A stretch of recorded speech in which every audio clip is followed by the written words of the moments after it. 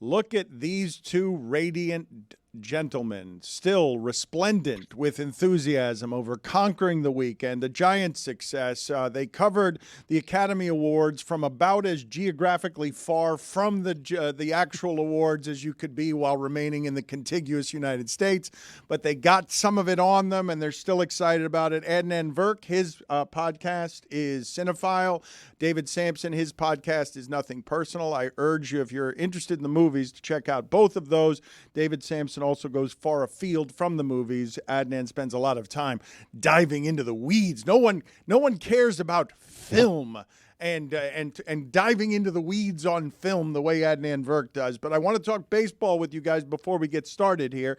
And I also wanted to talk to you about what we were talking about with the problems that Boeing is having. Used to be our safest airlines, did a bunch of profit, cost-cutting measures, and now not terribly safe. David, what thoughts do you have here on everything going on with Boeing as their whistleblower?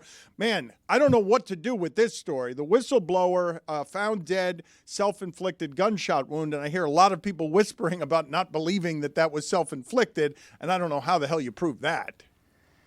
Well, it's not going to be, there's going to be no case. There's going to be no criminal case. There'll be a small investigation. And the fact is, he had passed over a lot of his information already to lawyers. There are a bunch of ongoing cases. But the scariest part is that he felt as a whistleblower that he had no other option. And there may have been other things going on in his life, but the most public part is he had basically come clean to investigators about all of the shoddy safety at Boeing. And we found out this week the worst possible thing, which is the Alaska Airlines plane where the door blew off. It was due to be taken out of circulation for maintenance, and they tried to squeeze one more day out of it. And that one day is when the door blew off. So this story is far from over. And as always, I was going to say, as always, I look at it through the prism of movies. It makes me think of Rain Man. Remember, famously, Dustin Hoffman wouldn't fly unless it was Qantas, because Qantas never crashed.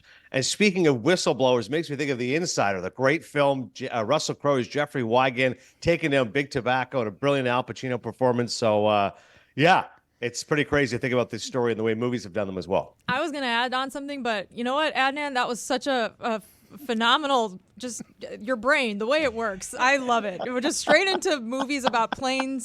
Just 10 out of 10. Well, no he notes. had nothing else on the other stuff, so he just defaulted to the safety No, net. That's where it is. Genuinely like a pro's pro. Yes, he knows how to get it back to movies. David, I can't imagine that you are somebody who very often gets on a plane or a surgery or does anything where he is handing his life over to somebody and you're not doing meticulous research to make sure that you're not doing that flippantly.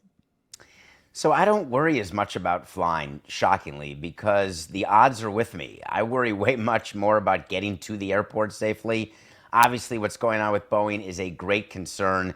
There have been tremendous delays with the flights that I've been taking recently. There's just not enough staffing. I'm actually more worried about the lack of air traffic controllers. There's a problem there, not enough of them. There's not enough people working on the tarmac, so delays are insane. So I have to waste time when I'm going to a location. Like coming to Miami, you can't travel day of. So I have to expense an extra night at a hotel with Meadowlark because you just can't risk not making your show. Imagine you spending more Meadowlark money instead of trying to save Meadowlark money. You were complaining that we didn't do Merch Madness correctly enough. We didn't promote it correctly enough. Well, it's happening right now. I think that it's important for everyone to know that the bracket pool that we did for the Oscars went so well. We had 5,600 people fill out Oscar ballots that what you've decided to do is something called Merch Madness for the NCAA men's basketball tournament. So you can go to lebatardaf.com, fill out a bracket, and try to beat people in your company. I'd say try to beat me, but I thought someone else in the container was going to be the headliner of this, Chris. So I don't know where we stand, but you got to beat someone, and then you've got to win, and there'll be tremendous prizes. Dan, I think you could up the ante by offering something cool, like maybe on your show or one piece of your collection, maybe a lunch, something, but we're trying to get way more people to join Merch Madness. Okay, I will figure out something to give away. David, can you tell me, because I've been meaning to ask you this for several days now, was there any particular strategic reason that you didn't tell the people what they were playing for on Sunday? Your memorabilia connections and your collection are expansive, and you didn't tell people what you were giving away. And I think if you told them what you were giving away, you have things that are worth a lot of money, but why didn't you tell them? Because I'm actually going to contact the winner, and I'm going to speak to the winner about what part of my collection they'd like. So why would I want to give, for example, a Lowell jersey if they'd prefer a Cabrera jersey or something like that? So I wanted to make it personal, which, of course, my show is nothing personal, but in this case, it's personal, so I wanted to give someone something that they would cherish. Now, it is a little confusing because the bracket is not available yet to fill out. So right now you can go there and you can sign up, and then when the brackets become available, you will get an email that's saying the brackets are now active, so now you can fill it out. Can I get some suggestions from the group on what they think I should be giving away? What can I give away of value to make this something that you guys have seen that I own or can give people as a celebrity experience of some sort that would have the value to make this a bigger prize? Popcorn?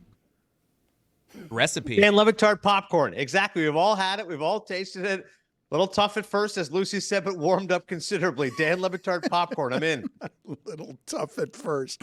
What is the top 5 list for today that you guys are doing?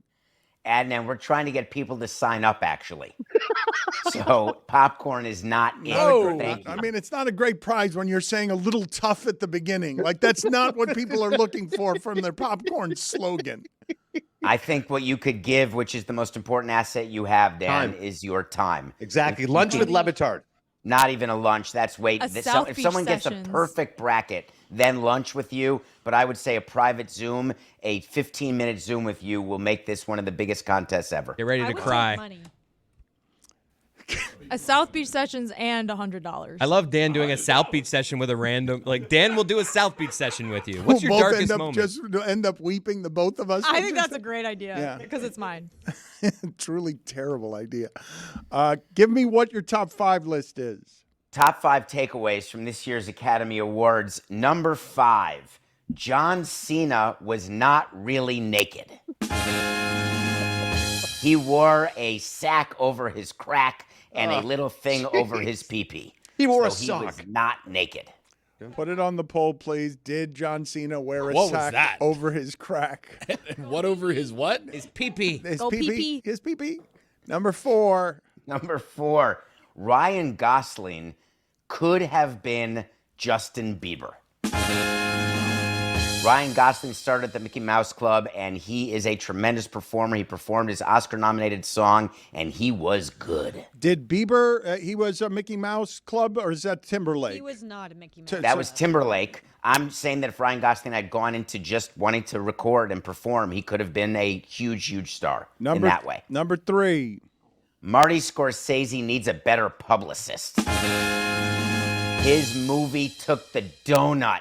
He's 0 for his last a gazillion at the Academy Awards. I don't want him to do a Harvey, obviously. He's got to do something better.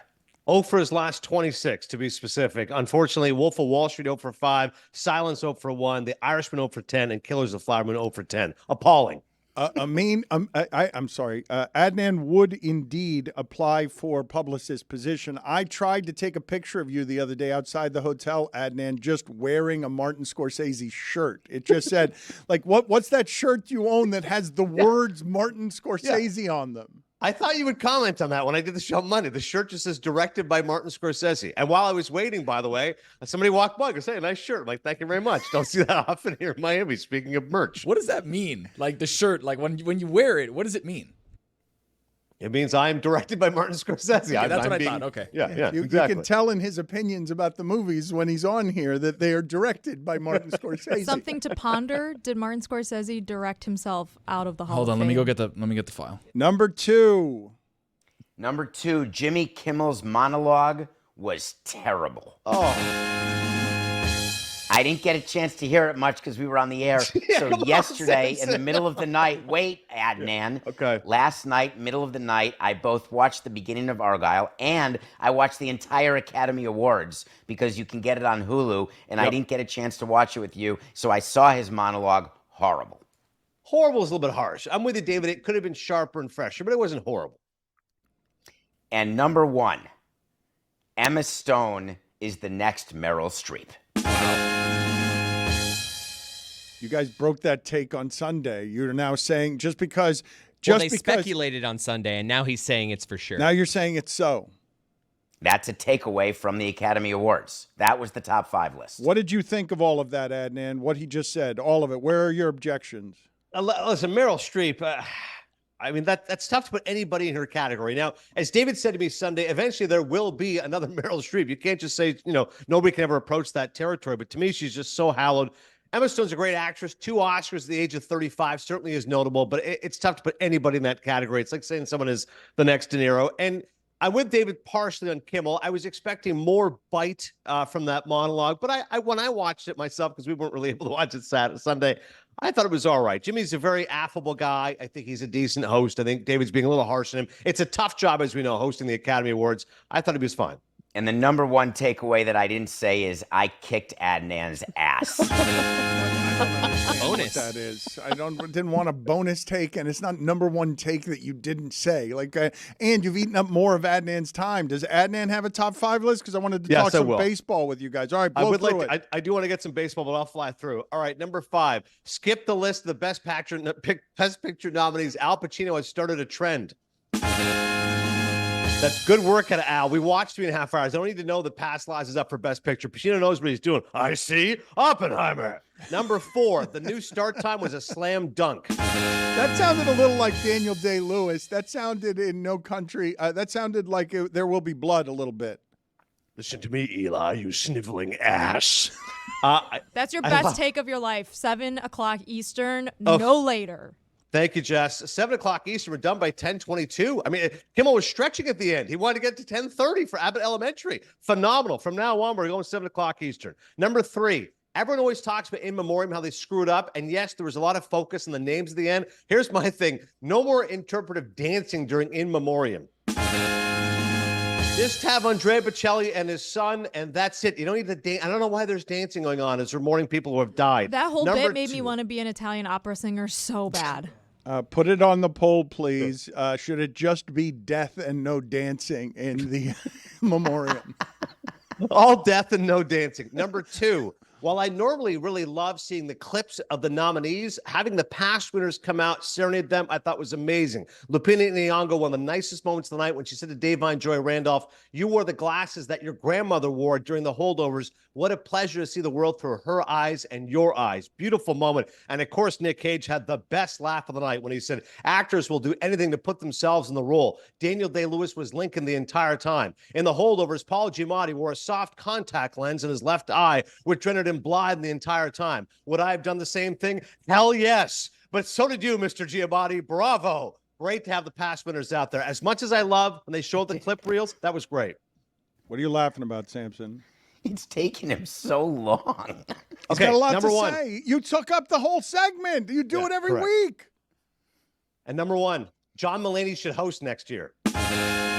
I agree. His riff on Field of Dreams is absolutely hysterical. That was the funniest moment of the night. Better than John Cena, better than anything else. Mulaney to host. He was awesome. He'd be great because he wouldn't respect the fame in the room. Like he would absolutely puncture the fame in the room. Give me, before here we let you guys go, the Yankees, an epic, forgettable disaster last year, and now Garrett Cole is hurt. They're not the best thing in the division anymore. Are they closer to the worst thing in the division? I'll go quick, David, then you jump on it. I was with Sean Casey last night, and Case, friend of the show, said to me, listen, when they say inflammation, eventually... He's a friend of the show. He loves Le Batard. I remember he was on Le Batard. Danny asked him, he goes, who is most comfortable in their nudity? And he said, Pete Hardish. Great moment. Look it up. Anyways, inflammation on the elbow. They're going to wait a month for the inflammation to go down. Once the inflammation goes down, there has to be something causing the inflammation. So if there's even a slight tear there, there's guys that have pitched through tears like Masahiro Tanaka, Andy Pettit, but I don't even want to say the words Tommy John. David, this guy's been the best pitcher in baseball the last couple of years. He was the one guy that is irreplaceable. They've got a problem. They could have traded for Dylan Cease, but the Padres, in a stunning move, traded for Dylan Cease, the White Sox pseudo ace. He's not an ace, but he could be. and people are upset with Brian Cashman, who is GMing for his job. Yeah. And I give him credit for not pulling the trigger on a lopsided deal, because most GMs would have, because if the Yankees don't make the playoffs again this year, I would say Boone and Cashman are both gone. Yes or no, they're closer to the bottom of the division than they are to the top? No. No, I still think with that lineup, they're pretty elite. Gleyber Torres is at a great spring. Volpe's look good, and Soto and Judge together. I still think they're closer to the top than the bottom. You guys don't hold the Rays and the Orioles in the esteem that I do, huh? I hold the Orioles in the great esteem. I believe they'll win the division, not the Yankees, even though the Yankees may be favored. I've got to check the DraftKings odds right now, but I would say the Yankees are close to second to third place, not first. Rays pitching pretty beat up right now, Dan, but their offense is great. Give me your most interesting thoughts on Mookie Betts to shortstop, please. I think it's pretty shocking. I can't think of another player that you could say you're a Gold Glover in right field. How do you feel about second base? Sure. And then after a couple weeks, after Gavin Lux apparently is going through Steve Sax-itis, Chuck Knobloch-itis, and said, can you do shortstop too? Like, I just think that's remarkable that Mookie can do it. And I'm worried about Gavin Lux. The good news is he's hit 310 this spring, but David, that's awfully concerning to see what's happening to this young man. Yes, and for me, I don't want Mookie Betts at shortstop. I'm very concerned. It is a much more difficult position than second base, and my wait to see on Nothing Personal is he plays under 100 games at shortstop, because the Dodgers are going to realize pretty quickly that they can't sacrifice his offense. Who's better, Braves or Dodgers? Braves. I'll go Dodgers. See you guys later. Talk to you next week. Thanks, Dan. And a little thing over his pee-pee. It was a big thing, actually. Whoa! I don't know about the rest of you, but I would pay a lot of money to have access to all of the stuff that NFL Films has that it doesn't disseminate, because it's a league partner and a lot of people are wired for sound, and there's all sorts of stuff we don't see and hear, because NFL Films has always been a wonderful marketing arm for the NFL, but they protect the NFL. And so there's very little footage that gets out there that the NFL doesn't want out there. But one of the things I've always enjoyed is the tiny bits of trash talk that there are on a field where everyone is doing something that's incredibly hazardous. So I've told you guys the story before. Ted Washington, the 340-pound former defensive tackle for the Bills, spent an entire game at the bottom of piles saying to Ricky Williams again and again, "Hello, Ricky." And finally, by the fourth quarter, Ricky's like, "Why do you keep doing that?" He's like, "I was just saying hello. I hadn't seen you. I was just saying hello at the bottom of the pile." Aaron Rodgers, during simpler times, told us this story about being chased around by the terrifying Kyle Vanden Bosch, I believe. Kyle was a very good player for a number of years. He used to wear red contacts, which was he didn't need, because he was already teetered on the edge of insanity. So I remember, one time he got me, and he was kind of, he wasn't getting off me. And he's like, "I got you good." I'm like, "You hit me in the head, though." He goes, "No way." And I was like, "No, I think it's going to be a penalty." He goes, "No." I got you.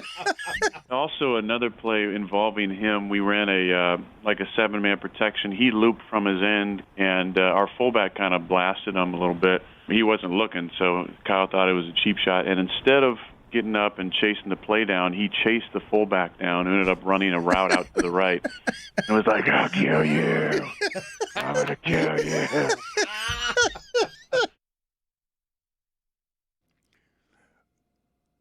I don't know if you've heard the latest on Aaron Rodgers. I don't even think I want to discuss it. I really don't. I don't. Okay, you don't? Then No, I don't. But the thing I do want to discuss is Gardner Minshew. This Wired for Sound, and I can't play it for you because we don't have the rights, but he's being chased around by Max Crosby. Max Crosby was doubled more than just about any edge rusher in the NFL last year. Top 10. Terrifying. Looks like he's straight out of Sons of Anarchy. And he keeps whispering under his breath when he's getting close to Gardner Minshew, just whispering, "Little ass boy." And he keeps whispering it to him, and finally they get Minshew on the sidelines with his teammates. And he's looking around and asking him, like, is Max always so angry? Is he always so angry? And then, kind of sweetly, but also defensively, well, I'm little out here, but I'm not a little-ass boy everywhere. Above average size. He's 6'1". I know, but he's like, I'm not a little-ass boy. Like, why does he keep chasing me around? But out here I am. Yes, compared to him, I am. He'd be like the fourth tallest person in this room, I feel like. A tall room.